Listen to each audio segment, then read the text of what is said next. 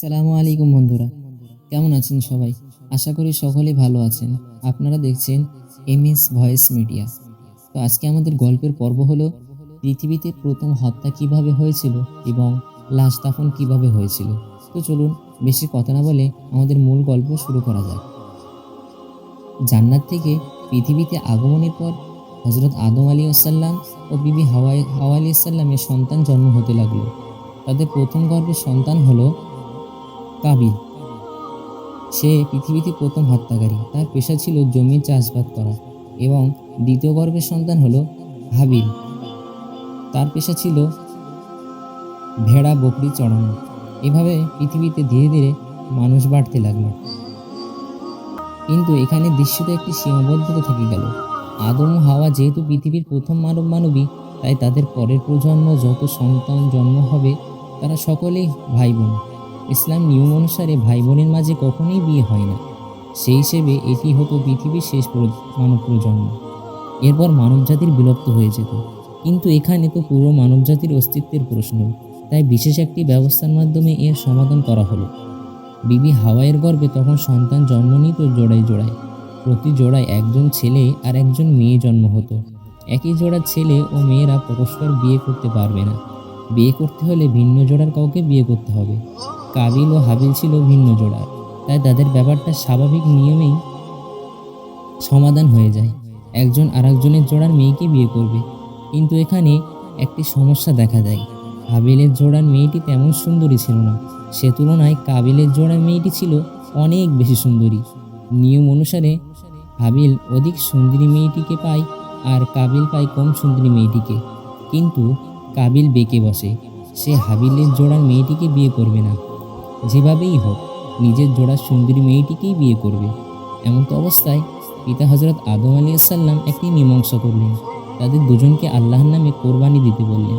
যার কোরবানি আল্লাহ গ্রহণ করবেন তার ইচ্ছেই জয় হবে। কার কোরবানি গৃহীত হলো আর কার কোরবানি গৃহীত হলো না তা কিভাবে বোঝা যায়? তখনকার কোরবানি এখনকার কোরবানির মতো ছিল না।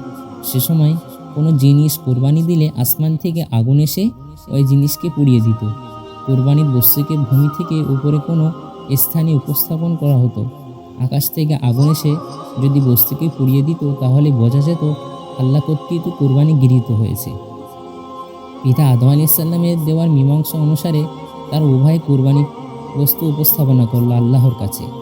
হাবিল একটি সুস্থ মোটা তাজা দুম্বা উৎসর্গ করলো আর কাবিল তার কিছু সবজি ও শস্য উৎসর্গ করলো। তখন সবজি ও শস্য কোরবানির জন্য উৎসর্গ করা যেত। কোনো কোনো উৎস থেকে জানা যায় হাবিল উৎসর্গ করেছিল উৎকৃষ্ট মানের দুম্বা আর কাবিল শস্য ছিল নিকৃষ্ট মানের। আল্লাহ হাবিলের কোরবানিকেই কবুল করলেন। উপর থেকে আগুন দিয়ে দুম্বাটিকে পুড়িয়ে নিলেন, কিন্তু কাবিলের শস্যকে কিছুই করলেন না। সেই হিসেবে বিয়ের নিয়ম আগের মতোই রইল। হাবিল বিয়ে করবে কাবিলের জোড়া জন্ম নেওয়া মেয়েটিকে। কিন্তু কাবিল এই অপমান সহ্য করতে পারল না। সে ভাবল হাবিলের জন্য তার কোরবানি আল্লাহ গ্রহণ করেননি। কোরবানিতে প্রত্যাখ্যাত হওয়াতে এবং স্ত্রী হিসেবে কাঙ্ক্ষিত মেয়েকে না পাওয়াতে সে অত্যন্ত ক্রোধান্বিত হয়ে গেল।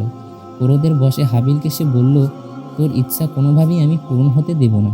প্রয়োজনে তোকে হত্যা করব, সে যেন তুই আমার জোড়ার মেয়েটিকে বিয়ে করতে না পারিস।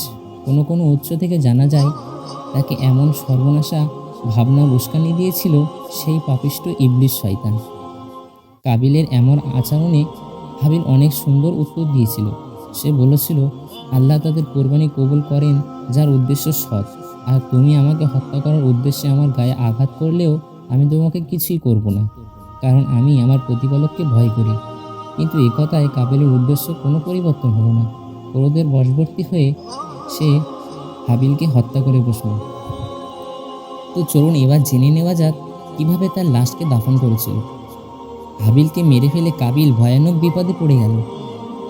হতভম্ব হয়ে দাঁড়িয়ে সে চিন্তা করতে লাগলো কি করবে, কিছুই স্থির করতে পারল না। সে পাগলের মতো এদিক ওদিক ছোটাছুটি করতে লাগলো। হাবিলের লাশটি কি ক্ষতি হবে তা সে ভেবে পেল না। এই ঘটনার পূর্বে কোনো মানুষ মরেনি, খুন খারাপিও হয়নি। কাজে মৃতদেহ কীরূপ দাফন করতে হয় তা কারোরই জানা ছিল না। হাবিলকে খুন করে মাথায় হাত দিয়ে কাবিল আকাশ পাতাল চিন্তা করতে লাগলো। এখন সে কি করে, কোথায় যায়, কার পরামর্শ নেয়? আল্লাহ তাআলা কাবিলের বিপদ বুঝতে পেরে একটি কাককে সেই স্থানে পাঠিয়ে দিলেন। কাকটি ঠোঁট দিয়ে ঠুকরে ঠুকরে মাটি খুঁড়তে লাগলো। কাকের এই ব্যাপার দেখে কাবিল যেন অকুলে কুল পেল। এরূপভাবে মাটি খুঁড়ে হাবিলকে তো অনায়াসে মাটিতে পুঁতে রাখা যায়। কথাটি মনে হতে কাবিল একখানা অস্ত্র সংগ্রহ করে এনে মাটিতে খুঁড়ে হাবিলকে কবর দিল। তারপর অনুতপ্ত হয়ে ভ্রাতার শোকে ফুঁপিয়ে ফুঁপিয়ে কাঁদতে লাগলো। তো বন্ধুরা, আজকে আমাদের গল্পটি এখানেই সমাপ্ত। আমাদের গল্পটি কেমন লাগলো তা অবশ্যই কমেন্টে জানাতে ভুলবেন না কিন্তু। আর আমাদের চ্যানেলে এমন সুন্দর সুন্দর ইসলামিক গল্প পেতে আমাদের চ্যানেলটিকে সাবস্ক্রাইব করুন এবং ফলো করুন। সকলে ভালো থাকুন, সুস্থ থাকুন। দেখা হচ্ছে নেক্সট ভিডিওতে। আল্লাহ হাফেজ।